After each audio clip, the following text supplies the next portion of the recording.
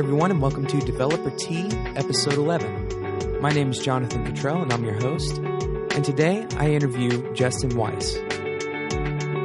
Justin is a prolific Ruby developer, and he's also writing a book about Rails called Practicing Rails. In the interview, I decided to talk to Justin about why he chose Rails as the specific niche for his content publishing, and then we talk a little bit about why Justin likes Ruby so much. Justin also has a preview of his book available for free that we talk about at the end of the show. So I hope you enjoyed the interview as much as I enjoyed interviewing Justin. Welcome to the show, Justin. I'm really excited that you're here, and I'm excited to talk to you a little bit about where you came from and all the stuff that you're doing. It seems like you're doing 100 different things. And before the show, we were talking a little bit, and I was asking him, "Hey, are you thinking about doing any screencasts?"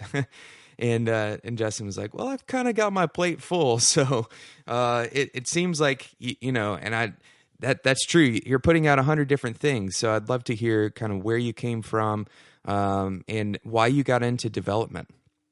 Yeah, so in terms of getting into development, I mean, I've been running software, I guess, for as long as I can remember.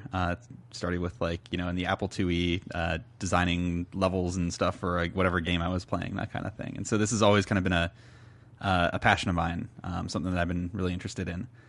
But I guess for the actual professional development, it was just kind of what I guess people think of the standard road. Went to school for CS, ended up getting an internship, ended up getting a full-time job, and then kind of moving on from there.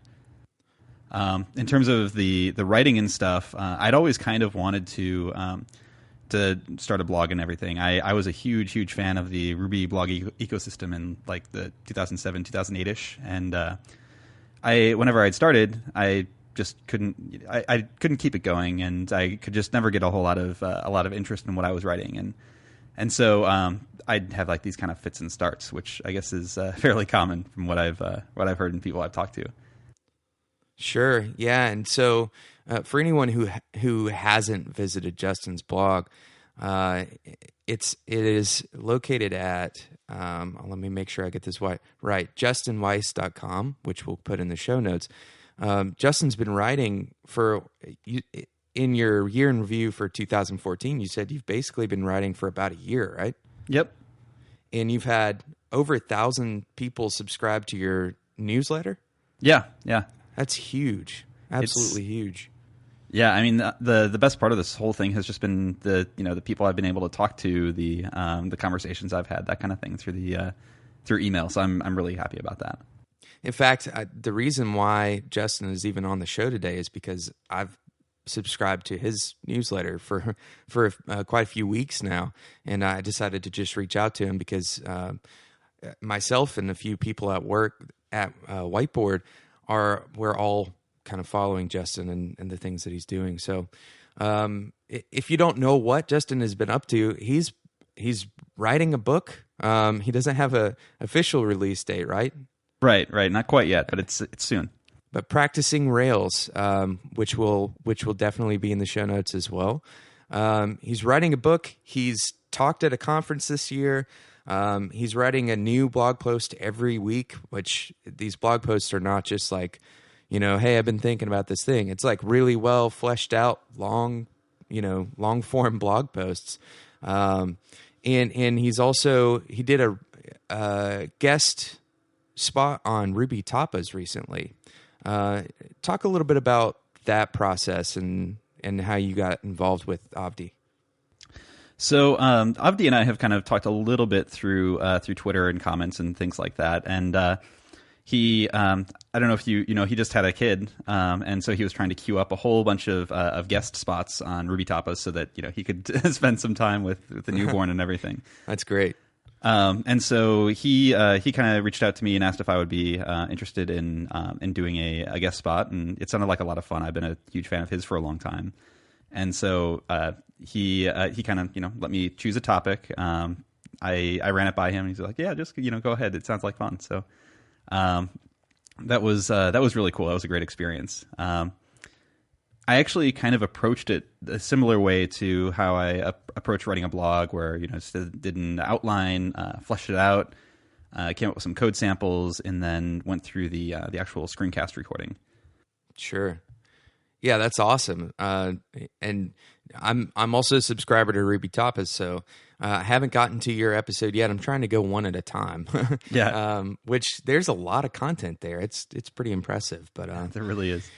But yeah, so all of this to kind of center around the basic fact that you've chosen Rails as kind of like the only constant in all of your work is Rails.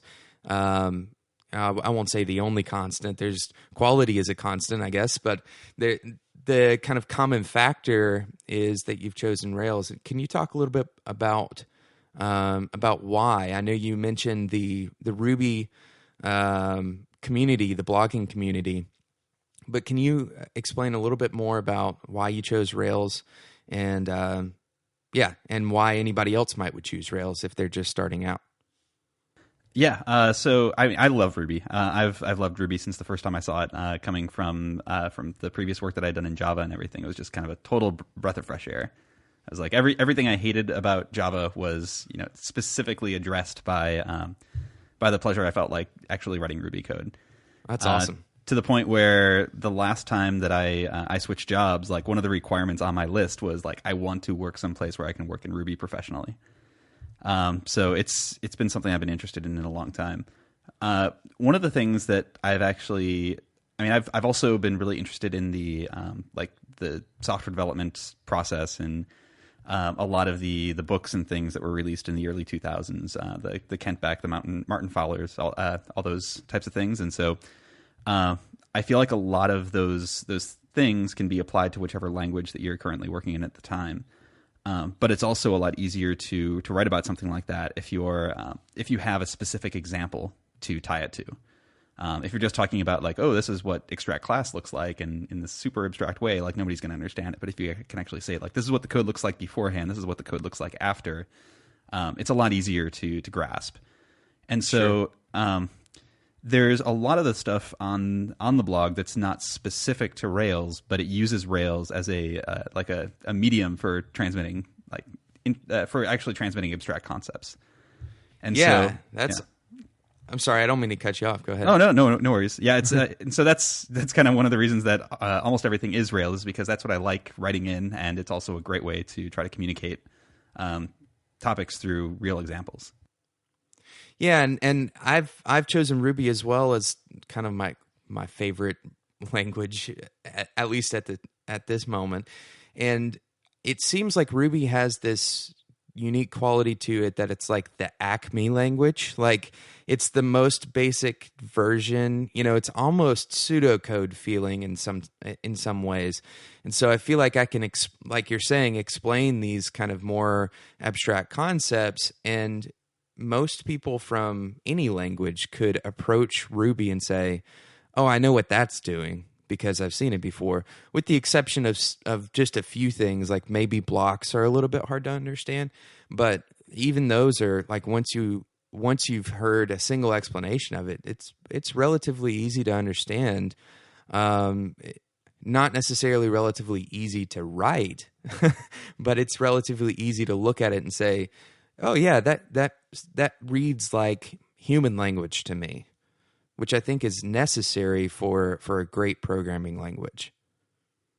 Yeah, absolutely. And one of the things that originally made me fall in love with the language was reading about how the focus was absolutely like 100% on the programmer experience. And if that made it so that the interpreter was really, really complicated or really difficult to understand or really slow or wasn't just up to par with the other interpreters that were around at the time, so be it. Because it was not written for a computer; it's written for a human, and that just totally fit my way of thinking. Yeah, that's great. And I've heard from some of the people who were there, kind of in the early days, is that like the idea that the concept behind Ruby is what you were just saying, which is it's built for developer happiness. Not just developer productivity, but developer happiness, which is just such a unique concept, So, well, awesome.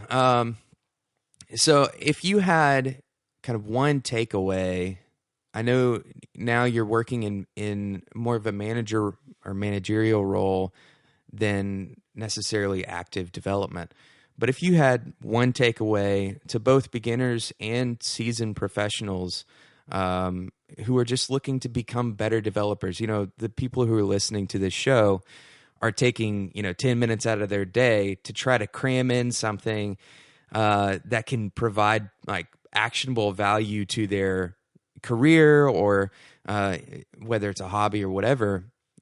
What would you say if you just had 30 seconds to help these people become better developers? So the agile process, it fits everything. The idea of learning what you should be doing, putting it into action as soon as humanly possible, evaluating it, so seeing like how this is better or worse than what you were doing before, and then going back to the beginning and trying to like figuring out how the new stuff that you're learning feeds back into that process to make you better. That's kind of the process I've followed in my own personal development, in the code that I write, in figuring out hey, is this a good place to refactor? Is this a bad place to refactor? Well, like put the code side by side and see which one is better, and then use what you learn there to inform your future refactorings. And so that just kind of like read, try, evaluate loop has just paid off hugely for me, and is really a fast and great way to become better at whatever it is that you're doing. That's awesome. I couldn't agree more. Justin, I really appreciate your time, and I appreciate the insight that you've provided to people who are listening, and also, man, I just really appreciate the stuff that you're doing for people through your writing. And if you're listening to this show, you should also go and subscribe, like right now, at justinweiss.com. Again, it'll be in the show notes. If you don't know where the show notes are, they're at developert.com, and you'll find the show there in the most recent shows area. It'll be at the top of the list. And go and sign up for Justin's newsletter.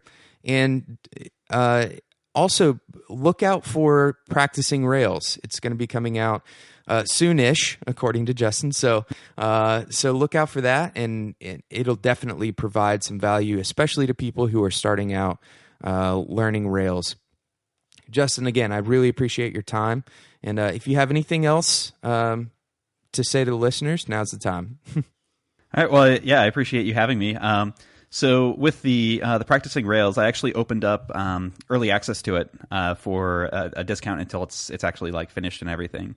And with that, you can get the current copy, which is pretty much content complete, just a few minor editing tweaks and that kind of thing that I want to make to it.